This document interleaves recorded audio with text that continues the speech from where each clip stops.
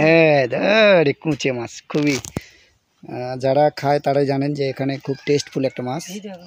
হ্যাঁ ভিডিও করলাম, ঠিক আছে, হ্যাঁ রেখে দাও, তোমার তো টেকনিক আলাদা গো, আর আমরা ধরলে তো চলে যাই।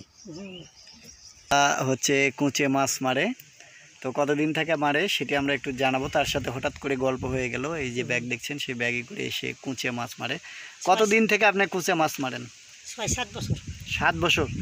কেমন লাগে আপনার? ভালোই লাগে, বড় বড় মাছ পেলে সেই দাম পাই।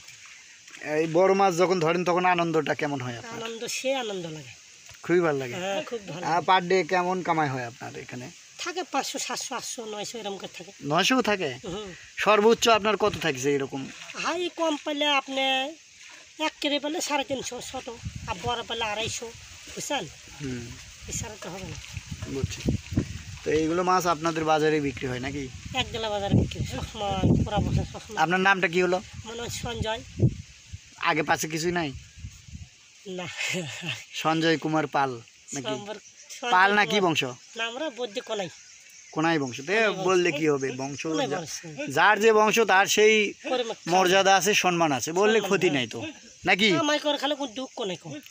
ওটাই ওটাই আমার মা বলতো, 2 কাম বাদ দিয়ে সবই করে খাও। হ্যাঁ, মোবাইল চালালে ভাত হবে না, তো সংসার করে কিংবা খালি না খেলে তো সংসার চলবে না। তাহলে 6-7 বছর ধরে এই কুচিয়া মাছ মারার ব্যবসা চলতেছে। আজকে কি কি মাছ পাওয়া হয়েছে একটু দেখি চলো। একটা পাইছে। তো বন্ধুরা, যে যেখান থেকে দেখছেন সঞ্জয় দার জন্য দোয়া করবেন মন থেকে, সে যেন ভালোভাবে এগিয়ে যেতে পারে।